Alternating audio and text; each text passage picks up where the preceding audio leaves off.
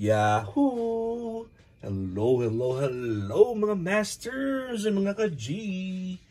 Kamusta pong lahat sa inyo dyan?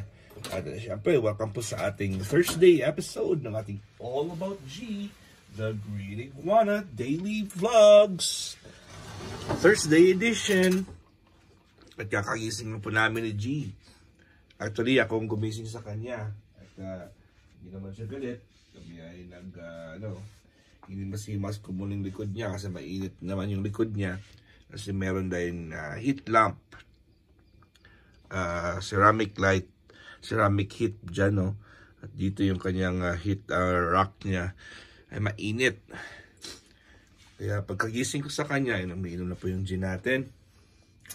Pagkagising ko po sa kanya ay biglang umilaw din yung kanyang heat lamp. Kaya pa ay timing lang yung aming pagising. Kakagising ko lang talaga. Hindi muna ako magpapakita kasi wala pa akong damit.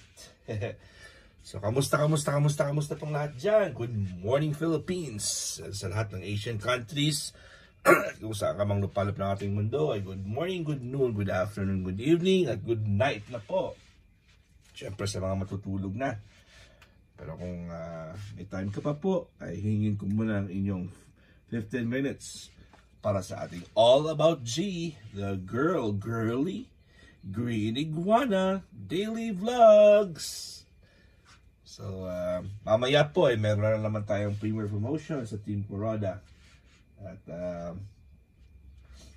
apat po yung ating hosts. So, syempre yung ating Mercy Kitchenette, Jason Mabunay, PWD Vlogs, Rowena Millares TV, at ang ating Ancotic Channel. So, ini-invite ko po kayo na mag-support po sa amin at sa mga good luck po. At syempre, congratulations in advance sa ating mga magjo-join sa ating premiere promotion. So ito po ang G natin, no? Kitang-kita natin na si G natin ay super relax kasi kakagising niya lang po at hindi po siya very active pa. Pero ayun ay mag-uumpisa na po yan sa paglalakbay sa kanyang pangungulit dahil po siya ay gising na bilog na po yung mata niya. Kaya po si G ay ayun na, oh.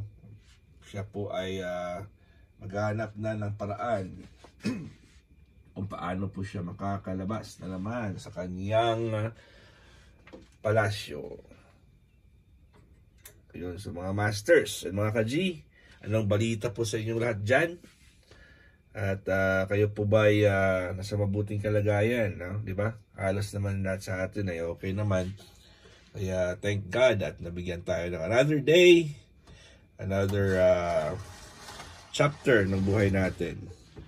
Si G, ayun po si G natin ay ang pangit na ng kanyang ang kanyang ilong dahil po dito ay gusto niya pong lumabas kaya ilong niya ay dinudot-dot niya po sa grills. Sobrang ano pa yung grills, nasisira po yung balat ng ilong niya.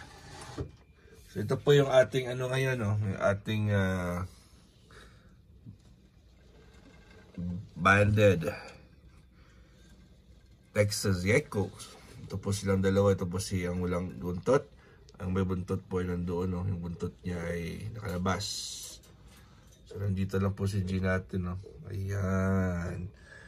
At pisa na po si G sa kanyang pagiging malikot. Ating malikot na G. Syempre ay patuloy pa rin sa kanyang hanap ng paraan paano po siya talaga maka-eskapo sa kanyang bahay. Kahit po komportable na po siya ay naghahanap pa rin po siya, ay nagpapainit na siya. Tama yung kanyang yung kanyang posisyon. Ang ganda ng posisyon ng G natin, no? Yan, very submissive po yan. So, ayun, baka mangingitlog naman yan kasi sa kanyang posisyon ay yung kanyang tiyan ay pinapainitan niya po sa kanyang heat rack. At parang matutulog na naman si G natin. Yung kanyang mata ay kumikisap-kisap na naman. Kaya yun ang G. At very, very healthy ang G natin. Thank God. Yun lang po. Ay marami lang pong sugat yung kanyang ilong. Dahil gusto niya talagang lumabas. Anyways, mga masters at mga ka-G, remind ko lang po kayo, nakainom na ba kayo ng inyong apple cider vinegar with the mother and raw and organic local honey with warm water? Diba? So, palagi ko kayong i-remind yan dahil po tayo ay kailangan po natin pangangalagahan yung ating katawan. So, very important po yan. Sana po ay kayo po ay bumili at gumamit nan yan. At ako makakabili ko lang ulit. Ubos na po yung aking stocks, yung aking iniinom. So bumili na naman ako uli. Kaya ilang weeks lang po, ilang araw lang po ay naubos na rin yun yung aking binili. Maganda yung feeling ko po, maganda po yung aking digestive system at saka immune system ko dahil po sa ating health regimen ipapakita ko ulit sa inyo at bumili ako ulit ng bago kasi kailangan ko ulit kailangan ko magiging regular pag-inom yan. Religious po tayo sa pag-inom ng ating apple cider vinegar with the mother. Dahil po pag hindi po tayo maging religious dyan, ay pagtamad tayo sa ganyan, ay magiging habit na po natin yan. Kaya, ayun pagpakita ko na naman ulit sa inyo. Ito, lumabas po ako sa sa ating screen. Ang jeep po natin ay patuloy sa sa paggalaw-galaw. Kitang-kita pala ako dito. Nakahubad kasi ako, di pa ako nakapagbihis eh. Siyempre di pa ako nakapagbigo dahil po kakagising lang namin ni G. So kitang-kita po ako. Binuksan ko kasi yung bintana, ang pintuan kasi para mainit. Para may sunlight na, pero hindi pa pumapasok ang sunlight sa bahay ni G. So ito po mga masters, ang ating apple cider vinegar with the mother. Bago na naman po yan. So as you can see, nakasulat dyan is organic, raw, and filtered apple cider vinegar. Your daily dose of wellness with the mother, unpasteurized. So marami po yung sabi po dito, Bragg's, brand, ang pangalan nyo is Bragg. Organic apple cider vinegar, ACV, is made from organically grown apples and contains the mother, home of organic acids and enzymes. Perfect, taken 2 to 3 times daily. Mix 1 to 2 tablespoons of 8 ounces filtered or sparkling water. ACV for your daily dose of wellness.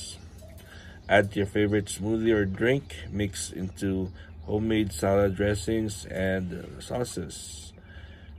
Hindi na kailangan i-ref ito or refrigerate. Shake gently before using.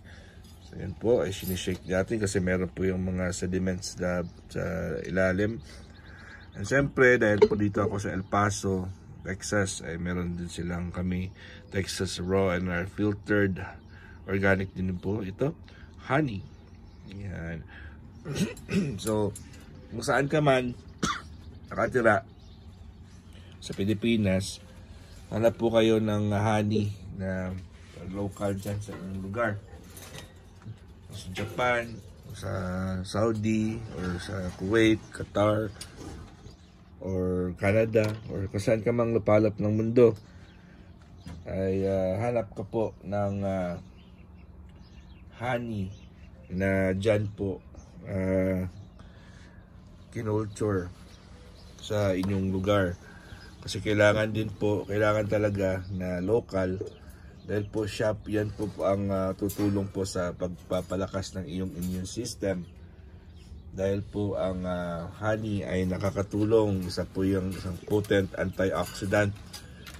At syempre, sa mga may diabetes po, huwag kayong mag-alala kasi safe naman po ang honey.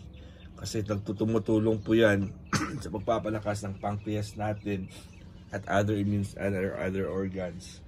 Basta wag lang po damihan talaga ang paggamit. At ito po ang ating isang tasa ng warm water, lagyan ng 2 kutsara ng apple cider vinegar with the mother at 2 kutsara ng apple cider at 1 kutsara ng raw organic honey. Ay maganda po yan i-take as soon as we wake up. So, pagkagising mo talaga sa umaga, syempre mga 5 to 6 in the morning, yan ang pinaka the best time na i-take po ang ating apple cider vinegar and with the honey and raw and with the honey. And pagkatapos po niyan, suggestion ko po ay huwag muna uminom ng kape. Alright, nakikinig po ba kayo ulit? Kasi ito po ilang beses ko na po lecture. As much as possible, wag mo nang uminom ng kape. Dahil po ang kape, pag sa umaga mo ininom yan na empty stomach ka pa, ay hindi ka makakapag-benefit dyan. Sisirain niya po yung katawan mo. Dahil po ang kape ay nagko-contain ng caffeine. Ang caffeine po ay isang stimulant na magpapabigay syempre ng lakas po sa inyo. Pero iba po yung caffeine. Ang caffeine po ay nagpapa-increase ng cortisol level. Ang cortisol naman po ay stress hormone po yan. Siya po yung nagpapataas ng stress level natin. So pag mataas yung stress level natin, ang mangyayari dyan is bababa yung ating happy hormones. Pag bumaba po yung inyong serotonin, yung mga happy hormones mo dyan, is syempre ay magkakaroon ka ng stress. Kung magkakaroon ka ng stress ay mag-produce ng acid ng katawan mo. So hindi po directly na yung kape ay magpapa-acidic sa iyo, kundi isa sa mga epekto po niyan ay magiging acidic ka dahil po ay mataas ang stress level mo. And then pagkatapos niyan ay makakalimutan mo na kumain ng breakfast dahil po may energy yung brain mo. Sabi ng brain mo, ay may energy na po ako kahit hindi na ako kumain ng breakfast, okay lang.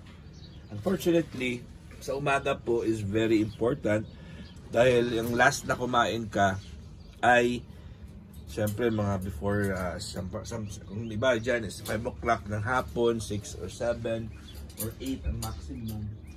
Ito yun ang pinaka-last mo na kumain, mga 8 o'clock ng gabi. Pagkagising mo sa umaga, yung mga around 7 to 8 ka rin kakain ng breakfast. O yan, 8 to 8, 12 hours ka na pong hindi nakakain. Kaya nagkaroon ka rin po ng iyong sariling fasting. Nag-fasting ka na. Diba? Kung sinusunod niyo po, tinuturo ko sa inyo, tinuro ko noon pa man, na wag uminom ka, wag ka nang uminom ng liquids habang kumakain. Bigay ka ng 1 hour different interval. 1 hour before, 1 hour after ka uminom ng tubig or any liquids including juice, water, tea, coffee, beer, or kahit sopas. Kasi po, nawawalang bisa po yung ating enzymes pag umiinom tayo. Okay, so try your best na inom ka at 1 hour before and 1 hour after. During your meals po, huwag talagang uminom.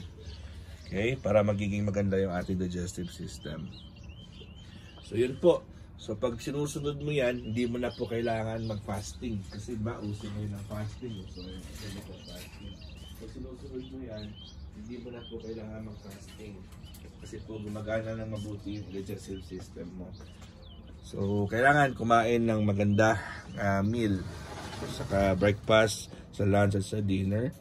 7 to 8 yung ating time for breakfast. 12 o'clock to 2 o'clock at the afternoon po ang lunch.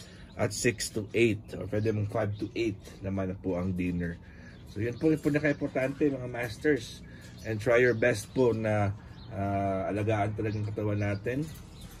Kasi yun lang po yung ating kapital, yun lang pong puhunan natin para po tayo ay makapag-enjoy At syempre, makamit natin yung mga kailangan natin gawin. Alright, sa mga masters at mga G, hanggang dito lang po tayo ngayon. I hope naman nag-benefit po kayo sa ating session ngayon, sa ating All About G, the Green Iguana Daily Vlogs. Kita-kits po tayo bukas na naman. At mamaya, alauna ng hapon sa ating 155th Team Corona Premier Promotion. And siyempre, maraming salamat. And from the bottom of my heart, from my family to yours, God is great. Yahoo!